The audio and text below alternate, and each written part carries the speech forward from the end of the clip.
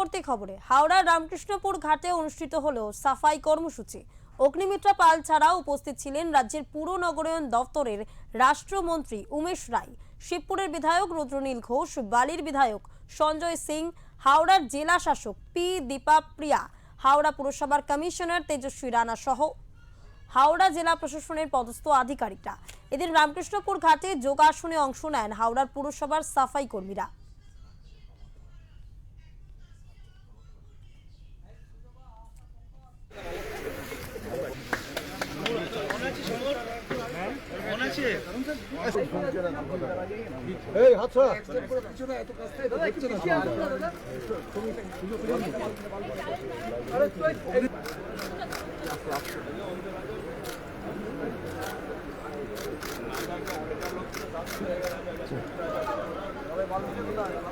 রামকৃষ্ণপুর ঘাটে এসেছি।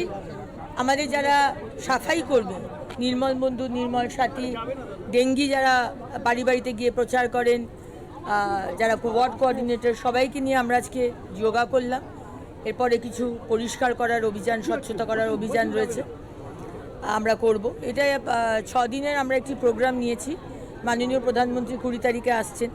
15 থেকে 20 তারিখ অবধি আমরা একটা ইমেন্স আর কি ক্লিনলিনেস প্রোগ্রাম নিয়েছি, এবং সেখানে সারা বাংলা জুড়ে প্রত্যেকটা মিউনিসিপ্যালিটিতে এই প্রোগ্রাম।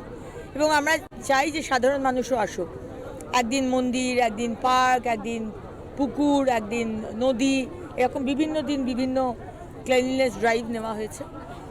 আর 1 সেপ্টেম্বর থেকে পেনাল্টি জারি হবে, যে রাস্তায় নোংরা করবে, রাস্তায় থুতু ফেলবে, রাস্তায় পেচ্ছাপ করবে আর প্লাস্টিক ইউজ করবে, যেটা ওয়ান টাইম ইউজ প্লাস্টিক যেটা ব্যান আছে, তাহলে তার উপর পেনাল্টি হবে।